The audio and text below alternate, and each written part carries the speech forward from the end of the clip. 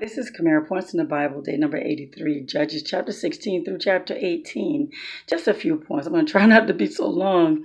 Be mindful of the places you go. Some places you know not to go. It's going to lead you into doing something you should not be doing. And yeah, be mindful of that. Ask the Lord to help you to change your desires or wanting to go there. Whatever you have to do. We have to fight for our life. I'm just saying our spiritual life, right? But a lot of those places will lead us to sin, and we know this.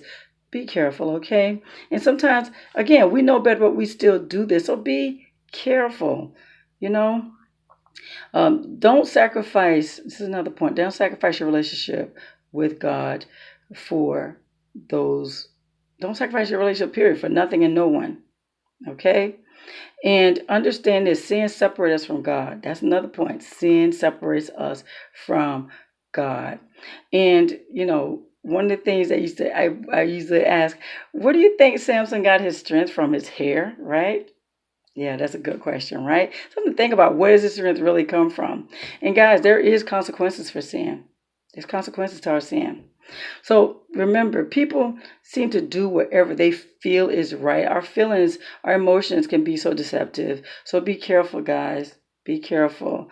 Put that mess under check. I'm just saying. So let's start with the first point. Samson, he goes to Philistines, the town, which is Gaza, and he sleeps with this prostitute. The men of Gaza, they hear about it, and they, try to ambush him. He stays a little bit longer, and we just know Samson has the last laugh. Yeah. Later, he falls in love with another Philistine woman. Yeah, Delilah. And Delilah, she turns on him. So this is the thing. Samson, you know that you're not supposed to be going these places. But Samson he had this thing, seemed like for Philistine women. And he was rebellious and stubborn. We got to be careful of those desires that pull us.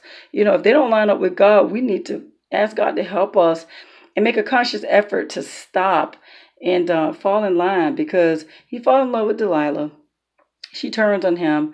The rulers, they offer her silver. Find out what Samson's strength is, how he gets his strength, and what leads you to believe he wasn't muscular. That wasn't enough for them to know. Maybe he wasn't a muscular, right? And find out how we can bind him so we can capture him.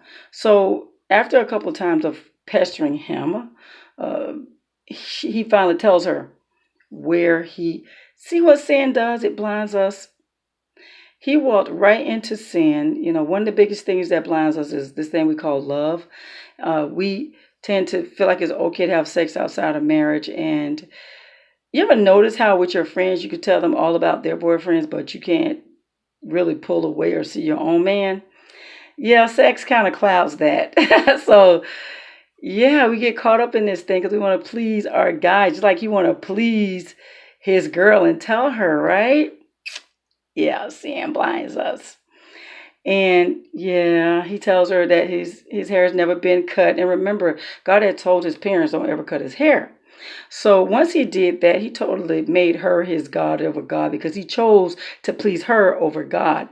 Tells her and cuts his hair, and him with being arrogant. Guys, don't think that you can't be caught in no mess. You have people thinking that, I run this, I rule this, I can do what I want to. You done got caught up in that mess. I'm just saying. Even with drugs, I hear people all the time saying, I'm not like everybody else. I'm going to try these drugs. I'm not going to get caught.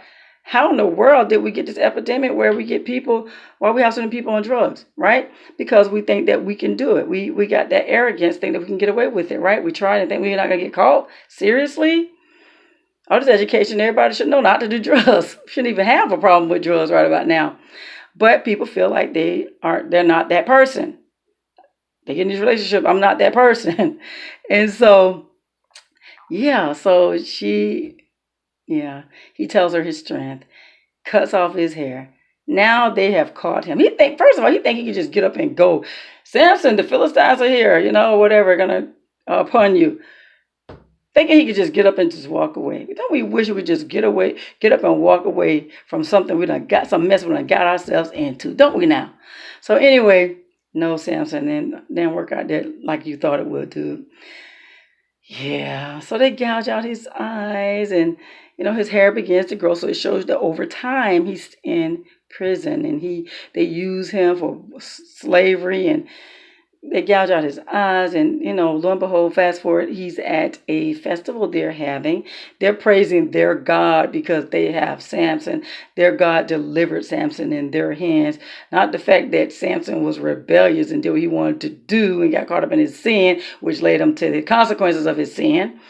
And so he asked God for one last strength. Just give me strength one more time to destroy these people. He asked the guy to lean him against a pillar.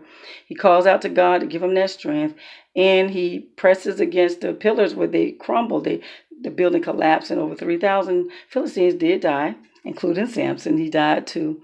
But you see what happens, God. Where was his strength? Was his strength in a relationship with God? Was it with the hair? Was it his obedience to God? Where was his strength, right? Because remember, his hair grew back. His strength came when he called on God. And so, yeah, right? Samson. Yeah. His sin led him to his destruction. So, guys, be mindful of what we get ourselves involved. Don't think it can't happen to us. We see all around how this sin leads people to getting trapped, and we think that it can't happen to us. Look what happens. So sin separates from God. Remember, sin separated him from God. His strength was gone. His strength was gone when he turned his back on God. So, and remember the consequences of sin. But get this. There's another, read today where people just want to do what they want to do. They go by their feelings. They want to do what they want to do. And God had already given the children of Israel instructions on how to lead their lives, how to trust and obey him and follow his regulations. They want to do what they want to do. You don't have people who's building. This one lady, she built this golden ephod because her son was honest after he had stolen from her. And she builds his ephod. He takes it, and then he builds these idols and these gods, and he sees this Levite and asks him to be his priest. And we already know that priest comes from Aaron's lineage, but he's just a Levite who's supposed to help the priest. But now he's being hired as a priest for this guy, and with the idols in that same household. So then you have the Danites who come, and they decide 5 warriors are out looking. They didn't even settle in their allotted lands yet, but they sent out 5 warrior scouts to scout out some land. And so they come across Michael's house, and they talk to this Levite, ask him to seek the Lord for them. And the Levites let them know that God is with them. But get this, the Levites, the Danites, they come back later, and they actually steal Michael's idols, his ephod, his gold idols or gods, and they steal his priest. They just do what they want to do. Isn't that something? So Bible goes to tell us that they actually served those idols for a while, and that that Levite and his sons actually stayed with the Danites for a while.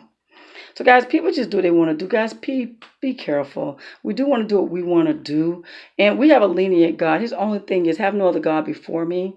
He says, don't serve idols. He says, love one another. He says, he teaches us how to be kind to one another, how to show love for one another, how to show love to him, forgiveness and kindness, and all this stuff that he teaches us to make us a better person, more like him. And so that's what we need to focus on, meditate on the Lord's word day and night, so that we won't sin against him, and we'll build that relationship with him. Other than doing, we feel like we need to do what we want to do outside of God. Doesn't lead to anything good. So guys, those are my points in the Bible. If you have any, please place them in the comments area. It's day number 83, Judges chapter 16 through 18. You have a God-filled, blessed day.